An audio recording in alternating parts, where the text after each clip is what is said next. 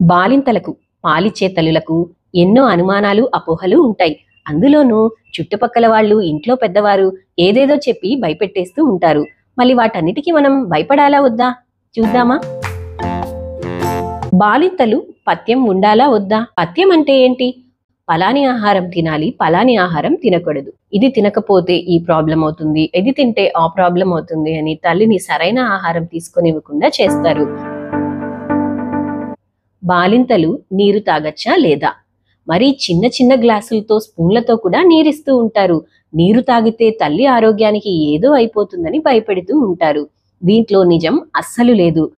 తల్లి కనీసం 3 నుంచి 4 లీటర్ల నీళ్లు తీసుకున్నప్పుడు మాత్రమే పాల ఉత్పత్తి చక్కగా జరిగి బిడ్డకి జీర్ణం మంచిగా అయ్యే అవకాశం ఉంటుంది. పగటిపూట బాలింత నిద్రపోవచ్చా లేదా? తప్పకుండా నిద్రపోవాలి.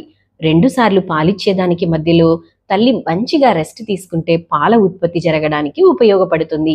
నిద్రపోతే తల్లి ఆరోగ్యానికి ప్రమాదం వస్తుందనేది అబద్ధం, అపోహ మాత్రమే. కానీ పెద్దవారు చేసే దాంట్లో కూడా కాస్త అయితే మంచిదే ఉంది. ఇప్పుడు పొళ్లతో ఆహారం పెడుతూ ఉంటారు కదా, కరివేపాకు పొడి, అలాంటి వాటి వల్ల తల్లికి నిజంగానే అవసరమైన పోషకాలు అంటే ఐరన్ వంటివి, ఫైబర్ వంటివి లభిస్తూ ఉంటాయి. కానీ మరి ప్రోటీన్ సంగతి ఏంటి? వారు పెట్టే పథ్యం ఆహారంతో పాటు మంచి ప్రోటీన్ ఉన్న ఆహారం మరియు నీరు కూడా ఎక్కువగా తీసుకోవాలి. కాబట్టి పొడి వేసుకొని తినడంలో తప్పు లేదు. కానీ పొడి అన్నంతో పాటు పప్పు ధాన్యాలు, చికెన్, మటన్ వంటి ప్రోటీన్ ఉన్న ఆహారాన్ని కూడా తీసుకోవాలి. పండ్లు తినడంలో కూడా ఎటువంటి తప్పు లేదు. నీరు కూడా బాగా తీసుకోవాలి. వీలైనంత వరకు రెస్ట్ తీసుకోవాలి.